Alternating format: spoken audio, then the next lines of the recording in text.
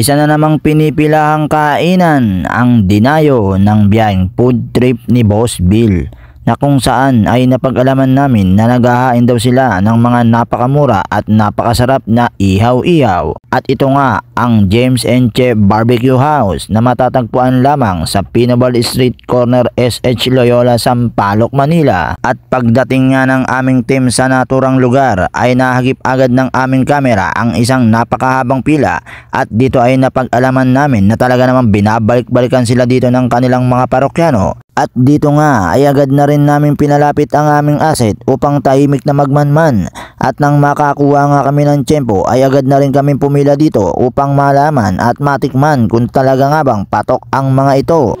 Masarap ba yung ano dito? Mga ano, sarap? O titikman natin, no? Then guys, ito yung dinudumog ng mga tao na ano, tindahan ng mga barbecue. At dito nga ay kapansin-pansin na talaga namang napakarami yung pagpipilian ng mga ihaw-ihaw dito. Kaya naman inumpisahan na rin namin pumili ng aming mga kakainin, nang sa ganoon ay agad din naming matikman kung talaga nga bang patok at napakasarap nito. Barbecue. Dalawa. Isaw baboy, ayun o. Isaw manok.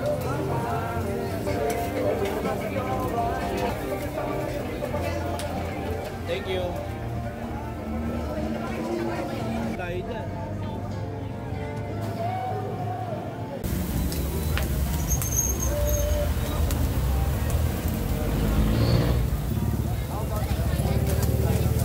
At pagdating nga ng aming mga in-order ay hindi na kami nagpatumpik-tumpik pa, at isa-isa na rin namin itong tinikman. Inyong pakatutukan.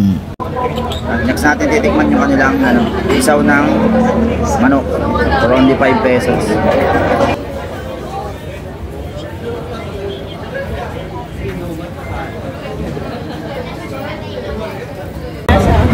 Siyempre, next natin titikman yung kanilang itlog na maalat.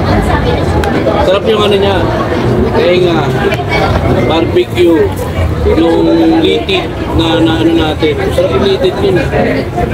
Ito. Sarap. Ito guys, titikman na natin itong ensalada. Kuha lang tayong konti.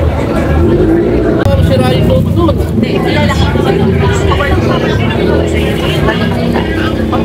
Magkano ano pa ng matni? 2 gigs, 3 gigs? Wala akong gagawin eh. Basta sa... Chorizo.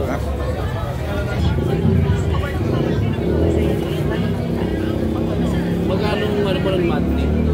2 gigs? So yun mga guys, kung gusto nyo matikman yung mga nagsasarapang barbecue dito sa James and Che Barbecue House, ay dayuin nyo na ito dito sa Pinobal Street, corner SH Loyola, Sampaloc, Manila.